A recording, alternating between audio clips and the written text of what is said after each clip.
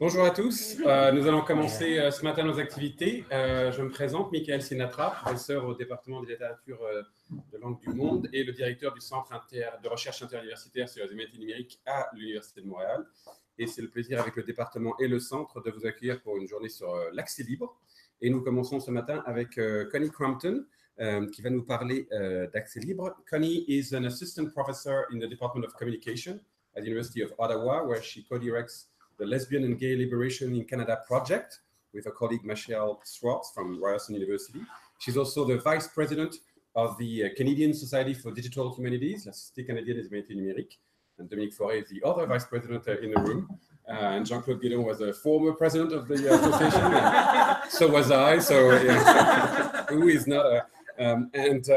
she's also the co-editor with Richard Lane and Ray Siemens of the recently published Doing Digital Humanities Practice, Training, Research that came out from Routledge last year. And today she's going to talk about traversing the new open access landscape, partnership plans for digital scholarships and beyond.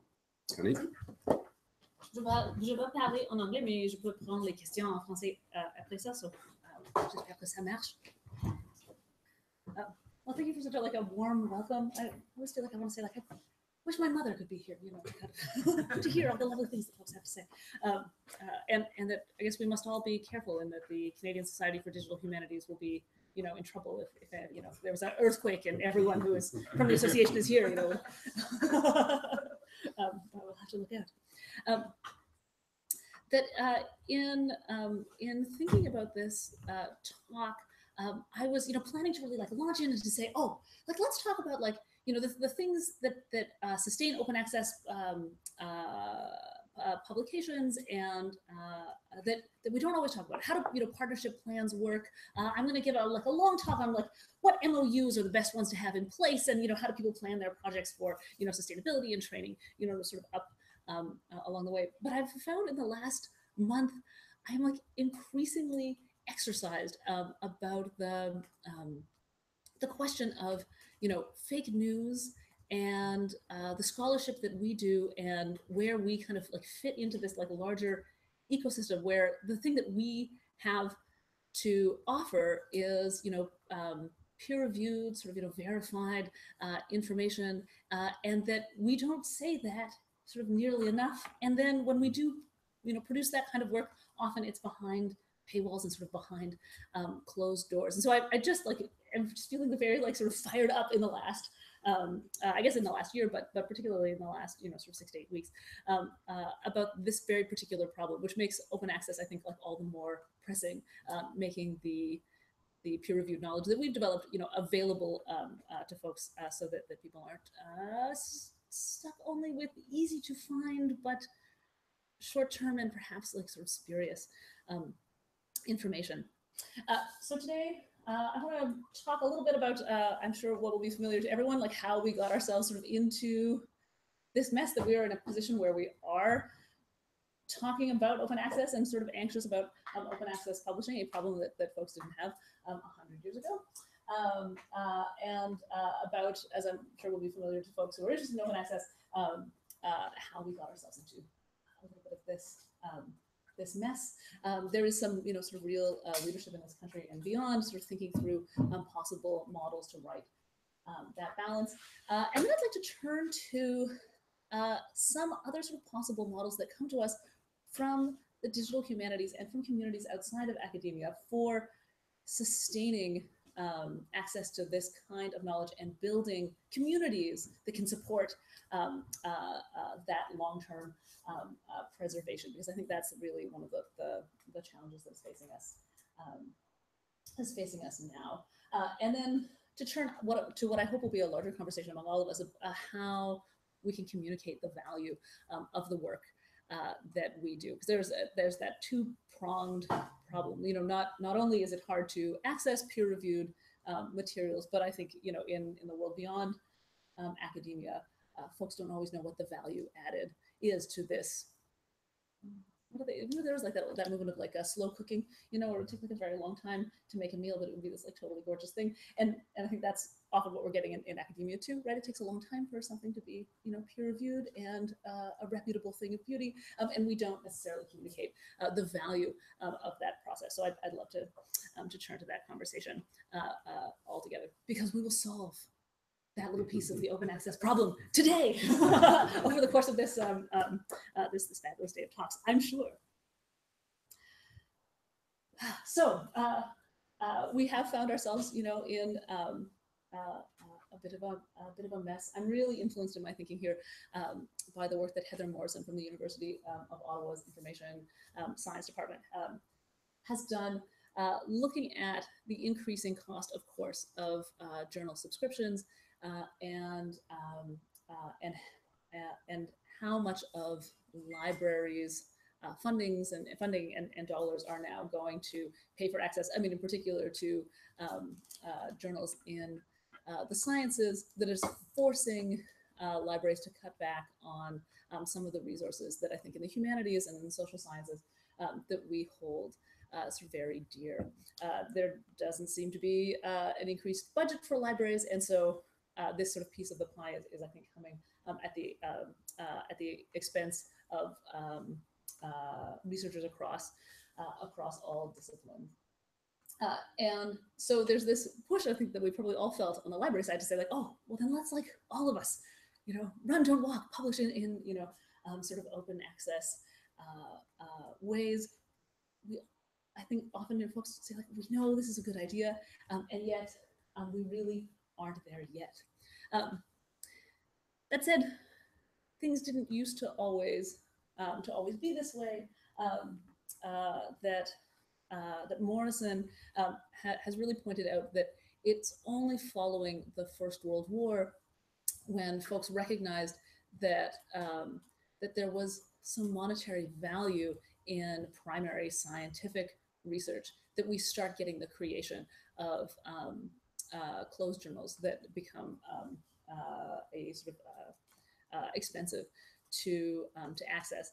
And it's certainly built on top of participated in, which is really kind of the gift economy of scholarly publishing. And I think this is, like, particularly true for people who are in increasingly rare and, you know, sort of secure tenure and tenure track jobs, where folks are paid whether they publish or not, whether they edit journals or not, and that is meant to give us, you know, the freedom to conduct the research that we would like to conduct. And so you get, you know, folks who are developing all of this you know, fabulous content, who are taking on editorial roles, but through the 1960s and 70s, it's increasingly expensive for, you know, individual editors at their local universities to cover the cost of journal production. So even in the humanities, we get, you know, this sort of increasing outsourcing, that journals that belong to, you know, a small association might sort of say, oh, well, let's approach, you know, Johns Hopkins and see, you know, if they will handle our mailing lists and our subscription fees, because increasingly those things became, you know, sort of onerous for individual you know, editors to undertake. But the gift economy that underpins the creation of that scholarship, you know, kind of continues on, and that we have then an economic system on top that is charging libraries to access the information that we produce in this sort of gift economy. So it does seem like a rather broken system, one that really was born out of, as Morrison points out, the Cold War, this rush to monetize science, to think of science as something that has not just sort of knowledge value, but economic value, and that the other disciplines, she, you know, points out, have been sort of sucked along, and through the 1970s have increasingly given away the content that we produce under this gift economy to be sold back to us. And of course, there are many ways to intervene in this system, and we have some real leaders in the field here at the University of you know, Montreal, a candidate research chair who is coming up with innovative models. RUD, I think, is the, like, great sort of Canadian success story of what it means to work together in order to make information available at sort of less of a cost. The good folks at Simon Fraser University, who run the open journal systems, too, sort of said, well, we're going to work on the platform side to make it easier for editors to take back and take on that kind of editing work that folks did up through the 1970s and 80s when association journals and newsletters were created in-house and didn't have to be outsourced to publishers. And I mean, it's challenging because I feel like there's no fault, there's no one person to sort of point to in this model and say oh, those editors, why wouldn't they spend 40 hours every semester running mailing lists? We can't ask people to sort of do that. So what are the tools that we can build to make those things easier?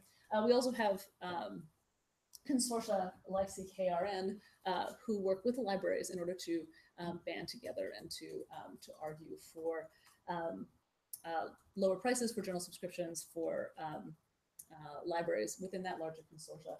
And they do, I think, important outreach work too when it comes to open access, not just sort of saying to individual researchers and early career scholars, oh, you should publish in open access journals, but trying to affect some of that cultural change kind of all the way up the line to say that they do outreach to the highest levels of administration to say here's why you should be supporting open access, as well as some of those middle layers, as well as advocacy in the library.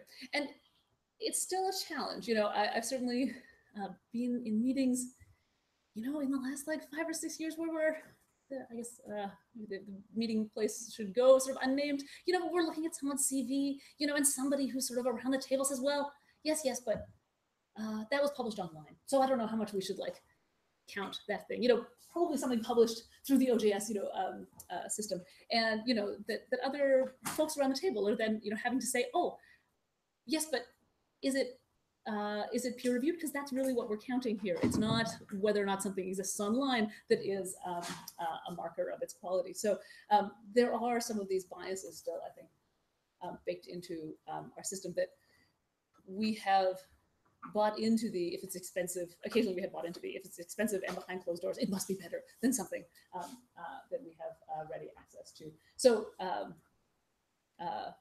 we have, I think we have, taken a bite of the mushroom or, sort of bitten some of the Kool-Aid itself. So there's a lot of work to be done, I think, to revise how we both communicate the value and think about the value of the scholarship that we produce and share. And certainly here are some leaders in making that happen. One of the other things, though, that I'm particularly exercised about is this question of how to sustain work like this. I know that's a real pressure that editors feel, especially when people are starting new and innovative journals. There's some fabulous ones now that will take not just your article and your data set, but will curate things like your visualizations and that sort of work. And that I know that for journals, then there's this, you really have to sort of commit to keeping that person's scholarship alive and up and running. People's livelihood is built on their ability to be able to point to this work, and that we haven't, I think, really solved that sustainability piece of the puzzle. And so in considering the sort of scholarly landscape, I wanted to look for models where that building on the scholarship of others and sustainability piece sort of seems to be in place. And so I want to talk a little bit about the text encoding initiative and the way that it has built a community that sustains it and helps grow its code base, as well as 20th century gay and lesbian publishing, things that were happening sort of outside of the mainstream, but that have proved sustainable over time as possible models for us as we look for ways to sustain and continue, not just to archive, but to continue engaging with our scholarship. And in doing all of this, I think there are some important things that we need to maintain. Of course, right? Peer review is at the very heart of how we articulate what is research of value in our communities, that working on this question of sustainability is important, and then also of discoverability. Saying to folks that we have all this fabulous peer-reviewed knowledge, but you can't access it isn't really very helpful. And of course, we need to look to precedents that are out there where folks have solved these problems before. And I must say, this is one of the areas where I think the digital humanities excels. Of course, in DH, there are many sort of streams. There are folks who come up through the tool building stream, and there's a broad stream of us who have come up through the textual editing side of things, and I certainly belong to that tradition. And here we have a number of digital humanities projects, all of whom are built in TI, that I'll be talking about in a little bit. And this TI engaged community is one that has developed not only a way of sustaining its way of working, but it has also worked out peer review mechanisms. So there are organizations like NINES, which Michael is now the co-director of, the Network Infrastructure for 19th Century Electronic Scholarship. I always want to start with 19th century, and I have to remember that that's not where you start. It's not. I certainly worked on a project that was being sent to NINES for peer review. So this is scholarship that is readily available on NINES, but they'd like that imprimatur that we sort of recognize in academia, and NINES will review online 19th century scholarship, both in terms of content and at the level of code. We passed in terms of content with like flying colors, and got a revise and resubmit on some of the code. And so I think that it took about a year to to make those revisions and to resubmit the site, and that then was repassed through and could have that sort of stamp. And the online publication, something that then is more readily recognizable in more sort of traditional scholarly ecosystems. So definitely there are models that have come out of the digital humanities that let us say, well, we can do things that are outside of traditional publication and still have the imprimatur that we can become sort of attached to, that can be open access. And it takes communities to sustain these things. The text encoding initiative, this will probably not be news to anyone here, especially, and then I feel like any institution that has Emmanuel Chateau-Dittier at it will, everyone will have heard about TEI, and I know that that's also very close to Marcello's heart. So this may not be news to folks, but it's an XML-based standard that is designed to originally describe textual works, but now is capacious enough to describe other kinds of objects, to tell computers what we know as scholars about our objects, and that content can be used to create online publication, but can also be used to do more sort of statistical analysis about what's going on in a text, to produce visualizations, to produce various types of outputs. And what's sort of fabulous about the text encoding initiative is that it is independent of any particular platform. So folks who take it up don't have to worry that Adobe might stop supporting it down the line, or this only worked if you were working with WordPerfect, and now sort of up the creek. It is computationally tractable, it's formal, it's reusable, and so it is a very sort of attractive medium for many folks who are interested in intervening at the level of code to say what they know about a particular text. I definitely, in building TEI-based projects, many of them have what feels like a very regular HTML kind of front end, and I've definitely heard folks say, well, why would you bother with this sort of very verbose language if you're just putting something up online? Why not just use straight HTML? And definitely TEI as a scholar lets you say so much more about the text. I think HTML5 has 42, 52 different elements that it uses to describe a document. And the TEI has 500 plus, so you have more vocabulary to say what it is you need to say at the level of code about your document. The other thing that makes it a real success is that it is a communal effort and an object of communal research, so that it's a standard that, although it is not used like in a rigid and formulaic way across projects, means that projects really can sort of communicate with one another.